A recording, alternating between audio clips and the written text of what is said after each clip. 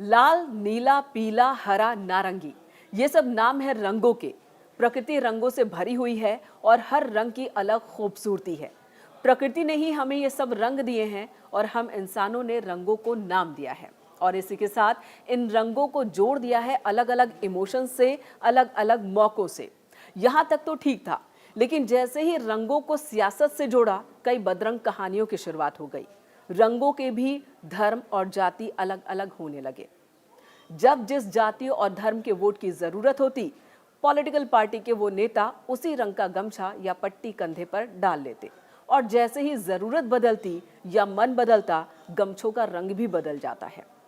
फिलहाल बिहार के पूर्व उप मुख्यमंत्री तेजस्वी यादव हरा रंग के गमछे से पीछा छुड़ाते हुए दिख रहे हैं और इसी के साथ बिहार की सियासत में उनके इस फैसले के मायने भी निकाले जा रहे हैं। दरअसल तेजस्वी यादव आभार यात्रा निकालने वाले हैं और इस यात्रा के लिए उनकी पार्टी की ओर से गाइडलाइंस जारी की गई है।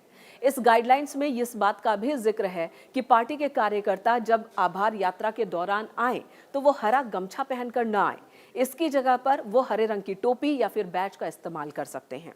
मेरे हाथ में इस वक्त उसी गाइडलाइंस की ये कॉपी मौजूद है। कुल 2 पन्नों की गाइडलाइंस जारी की गई है। सबसे पहले तो ये देख लीजिए कि ये है जो आरजेडी के प्रदेश अध्यक्ष की ओर से सभी कार्यकर्ताओं, जिलाध्यक्षों को भेजी गई है। ये दिशा निर्देश की कॉपी 4 तारीख इस पर मेंशन है।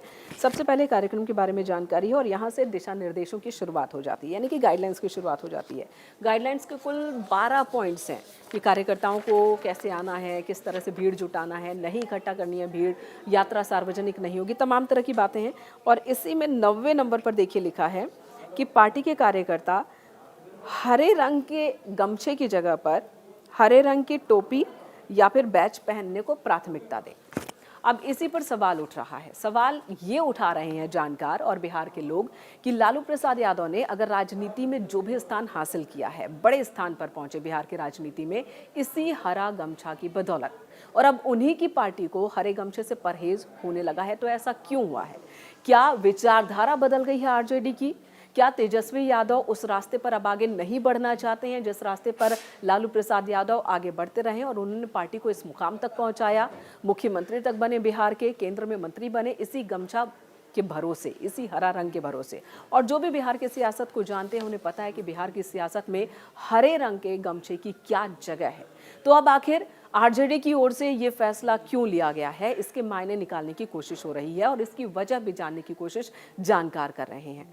कुछ जानकारों का ये कहना है कि तेजस्वी यादव चाहते हैं कि उनकी पार्टी की छवि बदल जाए। पार्टी के कार्यकर्ताओं की गुंडागर्दी की जगह पर बात हो पार्टी की नई विचारधारा, नई सोच को लेकर। रोजगार की बात करते हैं तेजस्वी यादव, बेरोजगारों से हमदर्दी दिखाते हैं, नौकरी की बात करते हैं, खेल की बात करते हैं। तो उसी छवि को बदलने की दिशा में ये भी एक कदम है कि हरा गमछा कम से कम दिखे, ना दिखे तो ज्यादा अच्छा है। हालांकि MY समीकरण ही आरजेडी की ताकत अब तक रही है, तो क्या MY समीकरण से आगे बढ़कर तेजस्वी यादव कोई नए समीकरण को तलाश रहे हैं? क्या MY समीकरण ही अब तेजस्वी यादव के लिए अब बहुत टफ होने लगा है? क्या इसकी वजह से उन्हें कई जगहों पर नुकसान उठाना पड़ता है? कुछ जानकार ये भी कह रहे हैं कि प्रधानमंत्री नरेंद्र मोदी जिस तरह से सबका साथ सबका विकास की बात करते हैं, तो तेजस्वी भी यही दिखाने की कोशिश कर रहे हैं कि वो सभी को साथ लेकर चल रहे हैं। और उसका एक उदाहरण ये भी है कि आरजेडी के प्रदेश अध्यक्ष के पद पर अब भी तैनाती है जगदानंद सिंह की, सवर्ण की। और इसी के साथ ही राजपूत बिरादरी से आते हैं वो ब्राह्मण चेहरा मनोज झा को दोबारा राज्यसभा भेजा उन्होंने, और इसे भी इस कदम के तौर पर देखा जा रहा है कि तेजस्वी यादव MY समीकरण से बाहर निकलने की कोशिश कर रहे हैं, एक नया रास्ता बनाने की कोशिश कर रहे हैं अपनी पार्टी के लिए।